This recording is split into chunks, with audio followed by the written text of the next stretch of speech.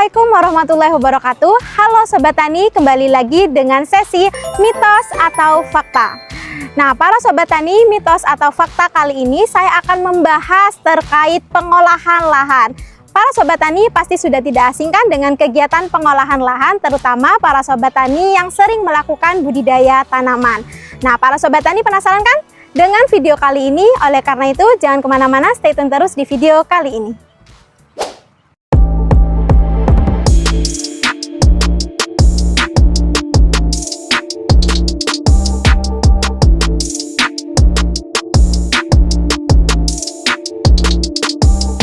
Mitos atau fakta. Setiap melakukan budidaya tanaman, pada awal budidaya sangat perlu untuk melakukan pengolahan lahan. Jawabannya fakta. Pengolahan lahan menjadi satu langkah awal dalam melakukan budidaya tanaman dan menjadi salah satu faktor yang mempengaruhi pertumbuhan dan hasil panen tanaman. Pengolahan lahan seperti pembajakan, sterilisasi lahan, dan pemupukan dasar ini sangat penting untuk dilakukan untuk meningkatkan kesuburan tanah baik dari sifat fisik, kimia, dan biologi tanah, di mana tanah yang subur dapat mendukung pertumbuhan tanaman dengan baik. Mitos atau fakta. Pembalikan tanah atau pembajakan saat budidaya tanaman tidak wajib untuk dilakukan. Jawabannya mitos. Pembalikan tanah atau pembajakan dalam melakukan budidaya tanaman ini sangat penting ya para Sobat Tani untuk dilakukan.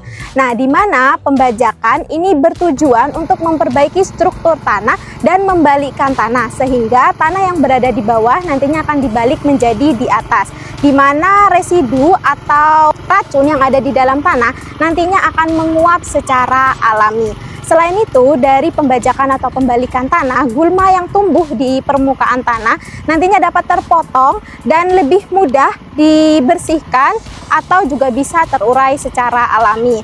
Sehingga dapat kita simpulkan dari pembalikan tanah ini dapat menyediakan lahan yang siap untuk ditanami dan juga lahan yang terhindar dari hal-hal yang dapat mengganggu pertumbuhan tanaman dan juga dapat mendukung pertumbuhan akar dalam penyerapan unsur hara oleh tanaman.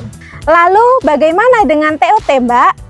Nah, para Sobat Tani yang belum mengetahui terkait TOT, TOT ini adalah sistem pertanian yang tidak menerapkan pengolahan lahan seperti pembajakan atau pembalikan tanah dalam penerapannya nih para Sobat Tani. Nah, di mana biasanya TOT ini dilakukan untuk menjaga struktur tanah secara alami dan biasanya dilakukan pada tanah yang gembur sehingga kurang cocok jika dilakukan pada tanah yang terlalu keras. TOT ini para Sobat Tani memiliki banyak manfaat tetapi juga memiliki banyak kekurangan dalam penerapannya. Nah, di mana seperti minimnya pengelolaan gulma dan sisa tanaman dan penerapan TOT ini juga dapat menyebabkan potensi serangan OPT baik hama dan penyakit pada tanaman jika tidak dikelola dengan baik.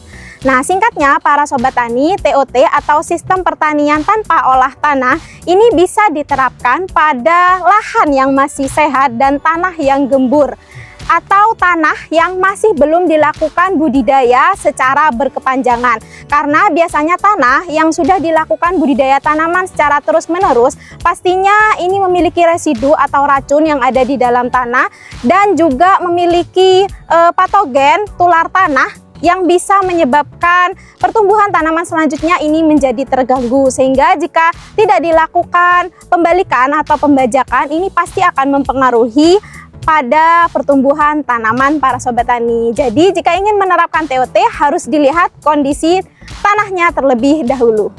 Mitos atau fakta. Sterilisasi pada lahan tidak terlalu penting dan boleh untuk tidak dilakukan. Jawabannya mitos para Sobat Tani. Nah, sterilisasi lahan ini biasanya dilakukan pada saat awal melakukan budidaya tanaman atau pada saat pengolahan lahan. Nah, di mana sterilisasi lahan ini bertujuan untuk membersihkan lahan dengan menghilangkan atau mengurangi adanya organisme di dalam tanah yang dapat merusak tanaman seperti hama, kemudian jamur dan bakteri patogen tular tanah. Nah, singkatnya para Sobat Tani, sterilisasi lahan ini menjadi salah satu cara dini untuk mencegah terjadinya serangan OPT pada tanaman para Sobat Tani. Mitos atau fakta?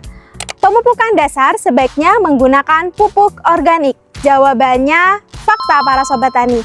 Nah, para sobat tani saat melakukan pemupukan dasar sebaiknya menggunakan pupuk organik, baik pupuk kompos maupun pupuk kandang. Nah, di mana pupuk organik ini nantinya dapat memberikan manfaat yang baik bagi tanah dan tanaman secara jangka panjang para sobat tani. Nah, di mana manfaat yang baik ini seperti dapat meningkatkan struktur tanah, kemudian dapat meningkatkan kandungan unsur hara di dalam tanah, dapat mendukung aktivitas mikroorganisme yang ada di dalam tanah, dapat meningkatkan kemampuan tanah dalam menahan air, dan juga tidak meninggalkan residu atau racun yang berbahaya bagi tanah maupun bagi tanaman. Mitos atau fakta? Pengecekan pH tanah secara berkala sangat penting untuk dilakukan dalam budidaya tanaman. Jawabannya fakta para sobat tani. Nah, pengecekan pH tanah ini bertujuan untuk mengetahui tingkat keasaman atau kebasahan suatu tanah yang dapat berpengaruh pada pertumbuhan tanaman.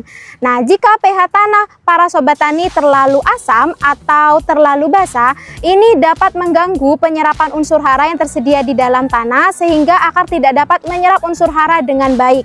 Nah, hal ini dapat menyebabkan tanaman menjadi pucuk daun kuning ya. Daunnya ini yang bagian pucuk menjadi kuning dan juga dapat menyebabkan tanaman menjadi kerdil para sobat tani.